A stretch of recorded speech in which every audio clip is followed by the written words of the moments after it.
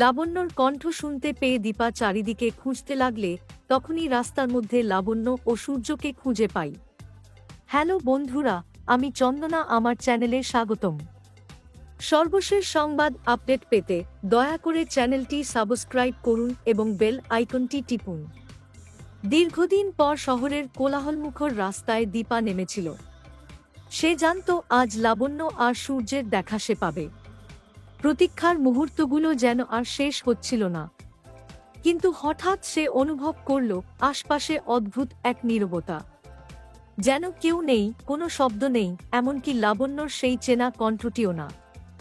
সাধারণত লাবণ্য কথা বললে দীপা তা যেখানেই থাকুক চিনে নিতে পারত, অথচ আজ একটিও শব্দ নেই। দীপা চারপাশে তাকাল, রাস্তার পাশের মানুষগুলোর মুখে চিন্তার ছায়া। কেউ কেউ হয়তো খেয়াল করছে না, কিন্তু দীপা নিশ্চিত কিছু একটা ভুল হচ্ছে।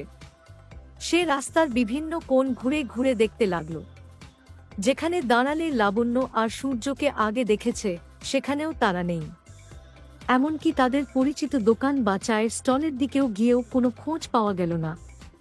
ঘণ্টার পর ঘণ্টা কেটে গেল, সূর্য অস্ত যেতে বসেছে। দীপার মনে হতে লাগল তারা দুজন হয়তো ইচ্ছা করেই তার সামনে আসছে না। হয়তো এমন কিছু ঘটেছে যার জন্য তারা হারিয়ে গেছে, বা তারা তাকে আর দেখতে চায় না। দীপার ভেতরে এক অনিশ্চয়তা ঘনীভূত হতে লাগল। সে ফোনে বারবার চেষ্টা করল, প্রথমে লাবণ্যকে, তারপর সূর্যকে। দুজনেরই ফোন বন্ধ। মেসেজ পাঠালেও কোনো উত্তর নেই। হোয়াটসঅ্যাপে সর্বশেষ দেখা অনেক আগের, যেটা আরও বেশি উদ্বেগ তৈরি করল। শেষে থানায় গিয়েও খোঁজ নিল কোনো দুর্ঘটনা হয়েছে কিনা বা কেউ রিপোর্ট করেছে কিনা।